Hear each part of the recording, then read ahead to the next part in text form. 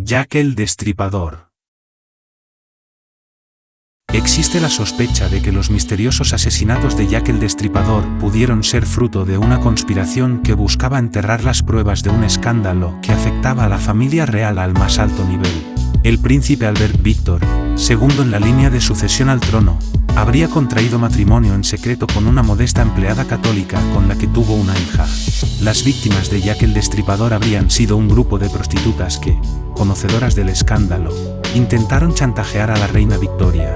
Los crímenes habrían sido perpetrados por el médico de la reina, el Dr. Gall, hábil cirujano al que un reciente infarto cerebral había alterado sus facultades mentales.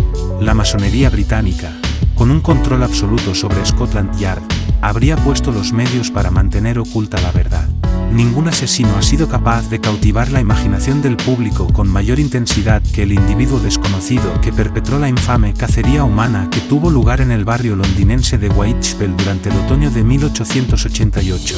La identidad de este psicópata, verdadero prólogo a lo que serían los asesinos en serie del siglo XX, nunca ha sido descubierta. Si bien algunos escritores creen que existen indicios suficientes para relacionar los asesinatos con el Palacio de Buckingham y más concretamente con el príncipe Albert Víctor, Eddie para los amigos, duque de Clarence y nieto de la reina Victoria.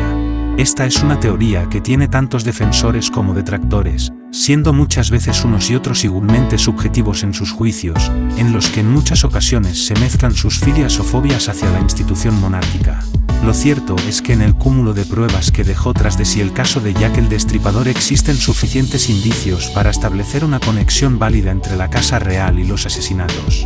De hecho, existe el testimonio de un tal John Terrapin que afirmaba que le escuchó por casualidad al inspector Abberline de Scotland Yard, el investigador que estaba a cargo del asunto, referirse a la implicación en el caso de alguien que respondía a las iniciales PAV, que se corresponden con las del príncipe Albert Víctor. Sin embargo, la mejor fuente de información sobre esta teoría procede de un libro publicado en 1986 que lleva por título Jack the Ripper, de Final Solution, escrito por Stephen Knight, quien vertió luz sobre los pormenores de la posible conexión del duque.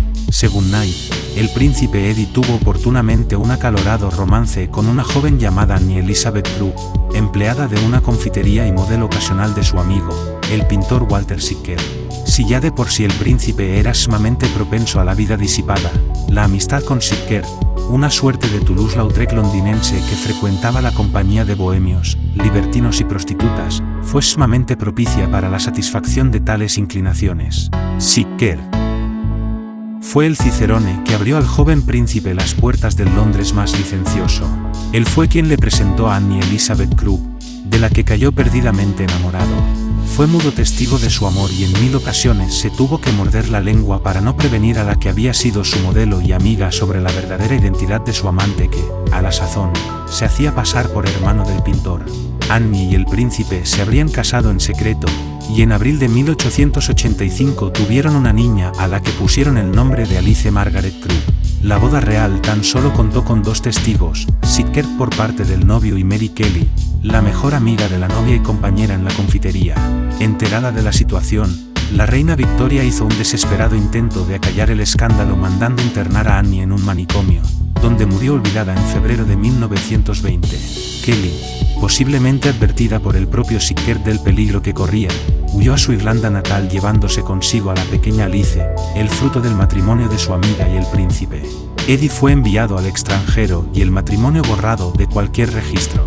El Palacio de Buckingham ha negado desde siempre esta historia a pesar de que existe el acta de nacimiento de Alice Margaret Crew, fechada el 18 de abril de 1885, en la que no figura dato alguno del padre de la niña. Todo habría acabado de esta forma si Mary Kelly hubiera permanecido en Irlanda guardando silencio sobre el secreto que custodiaba. Desgraciadamente no fue así. Pocos años después, Kelly regresa a Liston huyendo de las hambrunas que sacuden Irlanda. Pero las cosas han cambiado y ahora la única fuente de ingresos viable de la que puede disponer se encuentra bajo su pollera. Así, pasa a engrosar la legión de prostitutas que malvivían en los barrios bajos de la capital británica. La primera visita que hace en Londres es a Sickert, a quien entrega a la niña para que se haga cargo de ella. Este localiza a los abuelos de la pequeña, dejándola en su casa, si bien hace frecuentes visitas al domicilio de los Crew para interesarse por la pequeña hasta que, finalmente, termina por casarse con ella años después. Toda la literatura relacionada con el otoño de terror de Whitechapel coincide en que, en la época de su asesinato, Mary Kelly convivía con un tal Joe Barnett en una mísera habitación del número 13 de Miller's Court, un sucio patio que salía de Dorset Street. Los edificios del patio, una especie de pocilga, eran propiedad de un sujeto apellidado McCarthy y recibían el nombre de McCarthy's Rents, alquileres McCarthy, si bien hay varios autores que sostienen que este término se refería más a las chicas que vivían allí que a las habitaciones. No tarda en hacerse de un grupo de amigas que comparten ginebras, cervezas y confidencias en el pub Britannia o en el Temple. Era previsible que en el transcurso de estas conversaciones, más tarde o más temprano, Mary terminase por contar a sus compañeras la historia de la boda secreta, el bebé real y la desdichada Annie True pudriéndose en un manicomio. No es de extrañar que sus no enteramente sobrias cabezas desarrollaran un plan para sacarle un partido económico a aquel secreto de Estado. No era simplemente un afán por escapar de la miseria que la rodeaba. Era una cuestión de supervivencia. La banda de Old Nickel, un grupo de proxenetas y rufianes de la peor catadura, que tenía atemorizadas a las prostitutas del barrio, se había vuelto cada vez más exigente y ya había apuñalado a un par de mujeres que no habían conseguido dinero suficiente como para pagar la protección. De hecho, cuando comenzaron las macabras andanzas del Destripador, esta y otras bandas similares constituyeron el grueso de los primeros sospechosos investigados por la policía. Así pues, inconscientes del terrible peligro en el que se colocaban, o tal vez conscientes pero pensando que nada podía ser peor que el infierno de Whitechapel, pusieron en marcha su ingenuo plan de chantaje. Las integrantes del complot eran, aparte de la propia Kelly, Pally Nichols, Elizabeth Stride y Annie Chapman. Las cuatro serían víctimas del Destripador. Fue Kelly la encargada de visitar a Sicker, convirtiéndolo en portavoz de sus pretensiones ante el Palacio de Buckingham. Tanto debió de impresionar esta visita al pintor que la inmortalizó en un cuadro al que puso por título El chantaje, y cuya protagonista guarda un notable parecido con Mary Kelly. Estamos pues ante una auténtica lucha entre David y Goliat. Por un lado tenemos a cuatro míseras prostitutas y por el otro al grueso de la oligarquía más poderosa de Europa, con la corona británica y la masonería a la cabeza. Una batalla enormemente desigual cuyo resultado era previsible. Enterada de la existencia del chantaje a través de la princesa Alexandra, la madre de Eddie, y amiga íntima de Walter Sickert, diversos autores han especulado en cuanto al grado de esta intimidad. La reina Victoria, cabeza visible del Imperio Británico, resolvió que lo apropiado era poner el asunto en manos de Lord Robert Salisbury, primer ministro de Inglaterra y uno de los masones de mayor rango del país. Salisbury era un conservador que desconfiaba de la democracia, algo que lo mantuvo incapacitado para hacer frente a los graves problemas sociales de la Inglaterra de su tiempo, así como de dar una solución al problema de Irlanda.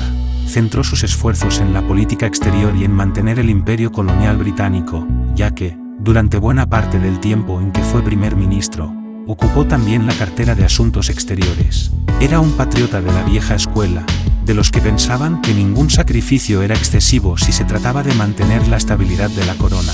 Por otro lado, su posición política era extremadamente delicada y un escándalo como la boda secreta del duque de Clarence indudablemente también lo arrastraría a él.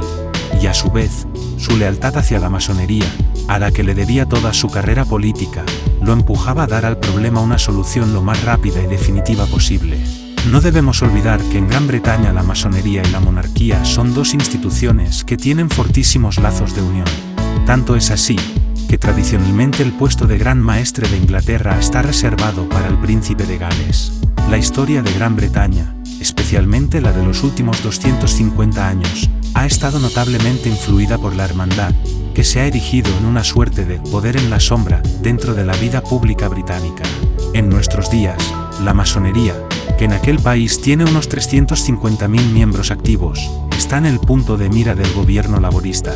Resuelto a quebrar el tradicional secretísimo de la asociación, el primer ministro, Tony Blair, ha conminado a los policías y jueces masones a que revelen su afiliación. De no acceder voluntariamente, dicho gesto podría serles exigido por ley. La historia de este registro de masones viene a raíz de la denuncia interpuesta por los abogados de los 6 de Birmingham. A mediados de los 80, 6 ciudadanos de Birmingham fueron confundidos con miembros del ejército republicano irlandés y condenados a duras penas de prisión. Los acusados siempre sostuvieron no solo su inocencia, sino haber sido sometidos a malos tratos y torturas en las dependencias policiales. En 1995, después de una revisión del juicio, resultaron exonerados de cualquier responsabilidad.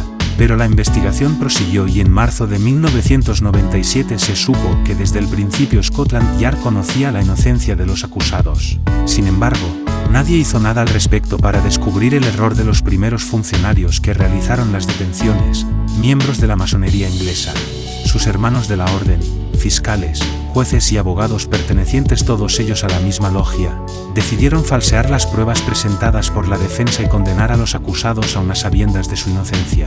El caso de los 6 de Birmingham puso de manifiesto un secreto a voces desde los tiempos de Jack el Destripador, que la militancia en la masonería es una buena credencial para ascender en Scotland Yard, institución cuya cúpula, tradicionalmente, cuenta con un número de masones excepcionalmente alto. Blair no ha sido el primer inquilino de Downing Street en preocuparse por el exceso de poder que acumula la masonería en Gran Bretaña. De hecho, esta era una inquietud que ya manifestó el antecesor de Lord Salisbury en el cargo, Benjamin Disraeli, que era consciente de la peligrosa simbiosis entre la corona inglesa y la masonería. Es por ello que Salisbury se enfrentaba con el problema de Eddie ante algo que le concernía doblemente, como primer ministro y como masón. Para resolver el asunto había que escoger a alguien de extrema confianza que fuera un prominente hermano comprometido en grado máximo con la orden. El encargo recaería sobre Sir William Gall, el médico de la familia real, que ya había mostrado su discreción y lealtad en más de una ocasión, bien fuera curando al incorregible Eddie de alguna enfermedad venérea, bien practicando algún aborto cuya noticia jamás debía salir de los muros del palacio. También había mostrado ser probo servidor de la orden al declarar como perito a favor de Florence Bravo, hija de un prominente masón y acusada de haber envenenado a su marido. Al parecer, Florence era culpable, pero el testimonio de Gall fue decisivo para que, finalmente, resultara absuelta. Para ejecutar la macabra tarea de poner fuera de circulación a las chantajistas, Lord Salisbury habría otorgado plenos poderes al Dr. Gall, que haría amplio uso de ellos, en especial ante el también masón Sir Charles Warren, jefe de Scotland Yard, cuya colaboración fue solicitada para hacer efectivo el encubrimiento de los hechos. Warren debió de acceder a regañadientes, ya que su carrera profesional se encontraba por aquellas fechas en un punto extraordinariamente delicado. Hacía poco que había dimitido James Manlow, el subjefe de la Policía Metropolitana. De hecho, la fecha oficial de su retiro fue el 31 de agosto de 1888, el mismo día del asesinato de Paddy Nicholls. Ese mismo día, The Paul Malgaiset publicó un artículo en el que el jefe Warren era blanco de una feroz crítica en la que se lo acusaba de ser el causante del deterioro de la policía londinense. Warren estaba en la picota desde que el 13 de noviembre de 1887 interviniese para disolver una manifestación de desocupados en Trafalgar Square solicitando la intervención del ejército, saldándose el enfrentamiento consiguiente con una víctima mortal. Como cómplice de sus correrías, el Dr. Gall escogió al cochero John Netley, uno de los hombres de confianza de Palacio que ya había servido como conductor durante las excursiones del príncipe Eddie en la época en que conoció a Annie Krug. Algunos autores han especulado con la posibilidad de que hubiera otros cómplices implicados, pero es poco probable. Una vez puesta en marcha la conjura para silenciar a las chantajistas, llama poderosamente la atención la excepcional saña con que fueron ejecutados los crímenes, muy alejada de lo que parece exigir la fría eficacia de una operación secreta destinada a quitar de en medio a unos testigos inoportunos. Los asesinatos de Jack el Destripador no son propios de un profesional que lleva a cabo una labor de limpieza, sino de un psicópata que disfruta de alguna forma con lo que hace. Los cadáveres fueron sometidos a mutilaciones realizadas con precisión quirúrgica, y guardan cierto paralelismo con rituales y tradiciones masónicas. ¿Pretendemos con esto plantear un escenario en el que los masones británicos se embarcan en una serie de sacrificios rituales? En absoluto. Casi con toda seguridad los macabros añadidos tras la muerte de las víctimas se debieron a la inspiración e iniciativa personal del asesino. En 1887 Sir William Gall sufrió un infarto cerebral que, al parecer, alteró profundamente sus facultades mentales. Es posible que su trastorno lo llevara a extremar la crueldad en el cumplimiento de su misión. La teoría de Knight tuvo un éxito inmediato entre el gran público. Tanto es así que incluso ha sido llevada en 2 ocasiones al cine. En la primera de ellas, Asesinato por decreto, Era ni más ni menos el mismísimo Sherlock Holmes el encargado de desentrañar la conspiración. Más cercana a nosotros está From Hell, narrada desde el punto de vista de un inspector Abberline que tiene que bregar con fuerzas que lo superan. Finalmente, se convierte sin quererlo en una pieza más del complot. En ambas películas se refleja el papel preponderante que Knight da en toda esta trama a la masonería. De hecho, cuando murió, el autor se encontraba preparando un libro monográfico sobre este tema. Analizando la situación de la época, la trama de Knight, lejos de ser descabellada, se nos empieza a dibujar como estremecedoramente posible. La última parte del siglo XIX estuvo marcada por una conflictividad social sin precedentes en aquel país. Las clases populares albergaban un profundo resentimiento hacia la aristocracia en general y hacia la familia real en particular. Las desigualdades sociales eran grandes, y el escandalosamente lujoso estilo de vida de la oligarquía contrastaba amargamente con la descarnada miseria que se sufría en barrios como Whitechapel. 3 peniques bastaban para hacerse con los servicios de cualquiera de las miles de prostitutas que poblaban la zona. Eso si uno tenía el coraje de tener relaciones con una de estas mujeres, víctimas de las enfermedades venéreas, la malnutrición y el alcoholismo. Prueba de estas convulsiones fueron los no menos de 7 atentados que sufrió en esta época la reina Victoria.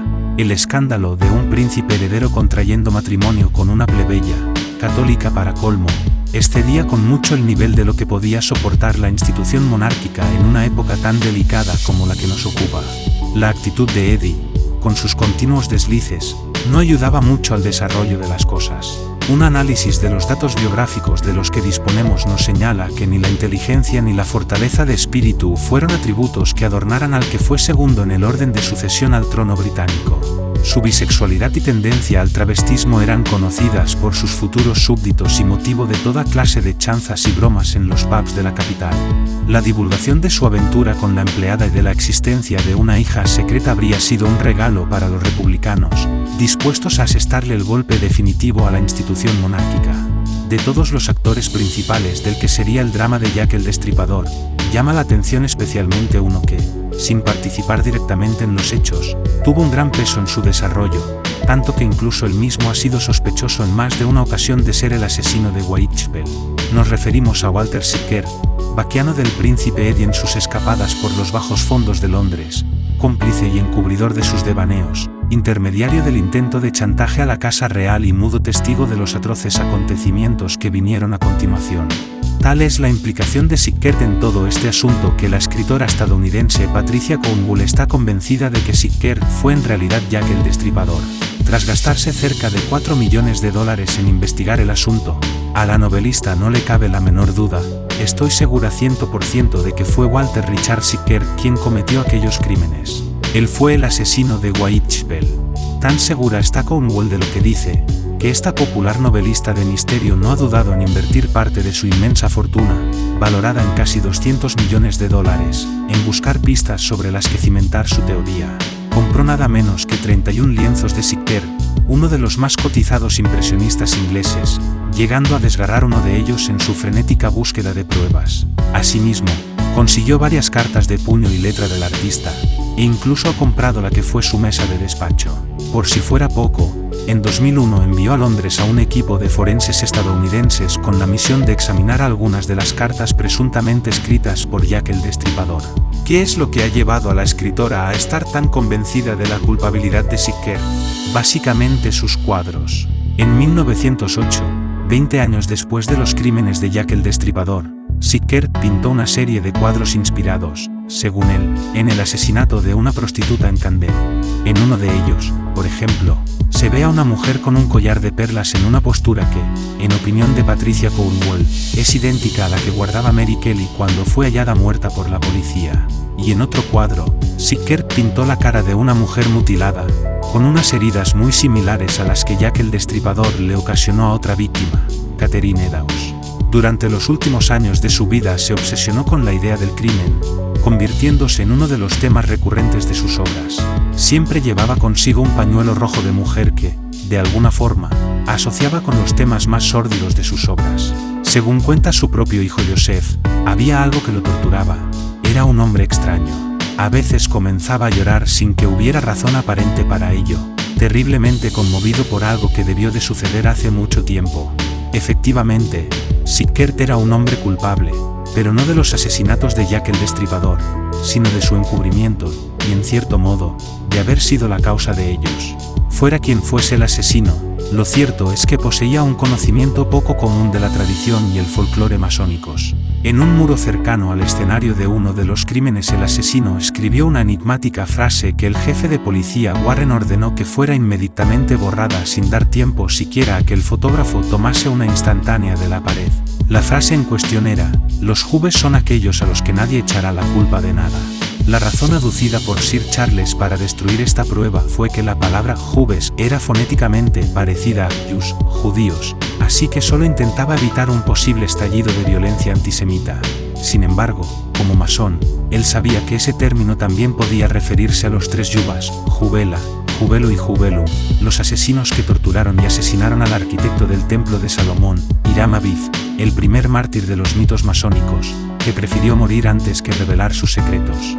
El calificativo Yuvas, aunque ya prácticamente ha desaparecido del folclore masónico, era muy popular entre los masones británicos de principios del siglo XIX, y en la fecha de los asesinatos no debía de ser desconocido para muchos masones. Hiram fue un célebre orfebre, arquitecto y escultor de Tiro, hijo de padre tirio y de madre perteneciente a la tribu de Neftalí, que vivió alrededor de 1032 AC.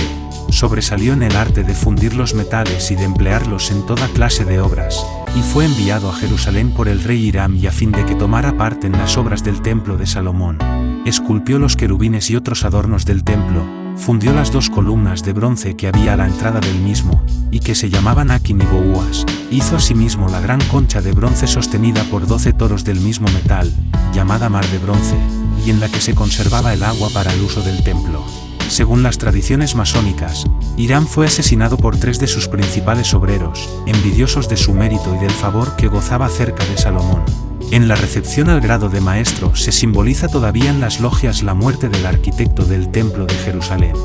De igual manera, la forma en que fueron ejecutados los asesinatos cortando los cuellos de izquierda a derecha, de forma similar a cómo se ejecuta cierto signo de reconocimiento masónico, y muy especialmente el de la cuarta víctima, Catherine Eddowes, cuyo tracto digestivo fue colocado sobre su hombro izquierdo a semejanza de las atroces heridas que presuntamente sufrió el mítico Aviv, demuestra a las claras que el ejecutor no era del todo ajeno a esta tradición.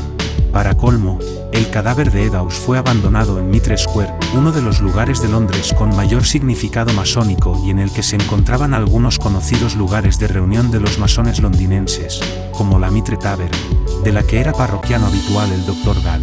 Fue tras este asesinato cuando el Destripador envió la única de las cartas que se admite generalmente como auténtica, ya que iba acompañada de la mitad de un riñón humano, casi con seguridad perteneciente a Catherine Eddowes. La carta iba dirigida al señor Lask, jefe del comité de vigilancia de Whitechapel, y su texto era el siguiente: desde el infierno. Le envío la mitad del riñón que me llevé de una mujer. Es un regalo para usted. El otro trozo lo he freído y me lo he comido. Estaba muy bueno. Puede que le envíe el cuchillo ensangrentado con el que lo saqué si espera un poco más. Firmado, atrápeme si puede, señor Lask. Llegados a este punto cabe preguntarse por la razón del especial ensañamiento con el cadáver de Eddowes, la única que no pertenecía al grupo original de chantajistas. Eddowes fue confundida con Kelly. La razón de tal error es sumamente interesante. Esa misma noche, Catherine Eddowes había estado detenida en la comisaría de Bishop por escándalo público. Lo curioso de este hecho es que dio a los agentes un nombre falso, Mary Ann Kelly. No hay que ser muy suspicaz para suponer que alguien de la comisaría avisó al asesino o asesinos de que la última de las mujeres que estaban buscando, Mary Kelly, se encontraba detenida.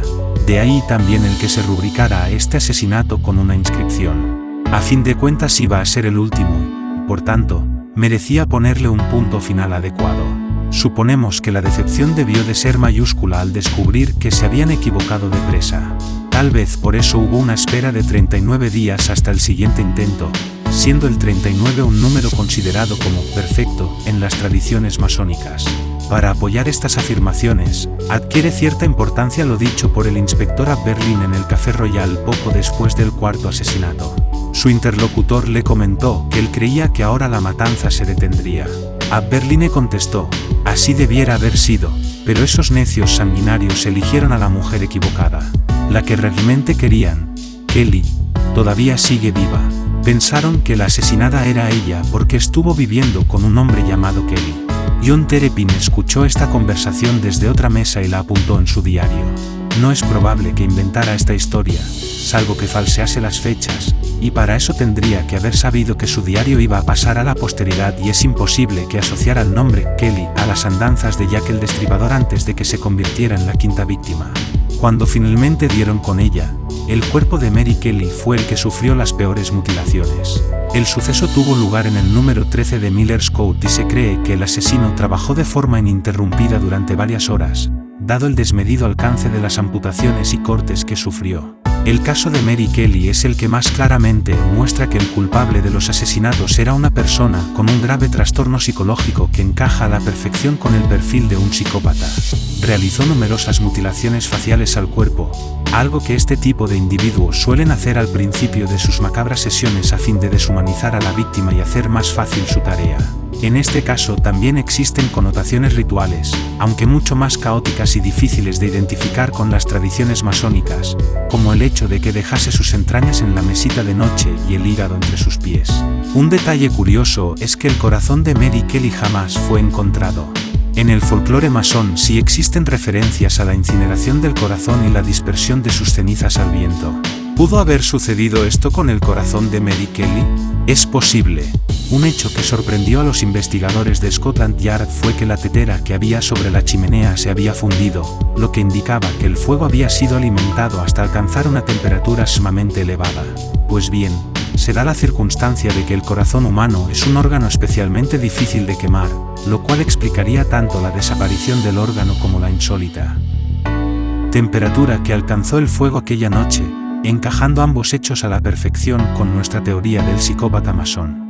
Los expertos en ciencias del comportamiento del FBI consideran que cuando un asesino en serie llega a tal grado de ritualización de sus actos es que ha llegado a la culminación de su patología, desarrollando una especie de psicodrama mágico repleto de símbolos y significantes que solo tienen sentido para él. No es cierto, como opinan muchos expertos, que los asesinos en serie sean incapaces de detenerse.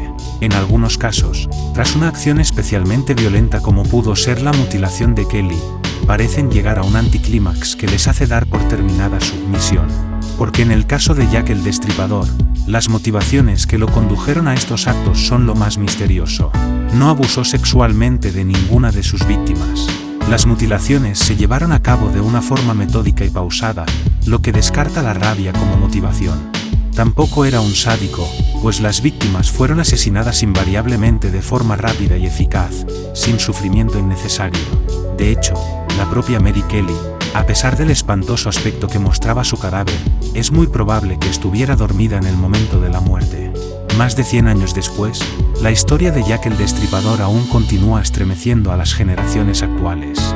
Más que la crueldad de los crímenes, es el profundo misterio que los rodea lo que ha mantenido vivo el mito. Los asesinatos de Jack el Destripador fueron fruto de un lugar y una época muy determinados, constituyen un melodrama que nos evoca niebla, coches de caballos, sombreros de copa y luz de gas. La conspiración era el único ingrediente que le faltaba a esta historia, una conspiración probable que, sin embargo, no despeja la mayor incógnita de cuantas plantea esta historia. ¿Qué oscuras ideas se escondían en la cabeza de Jack el Destripador?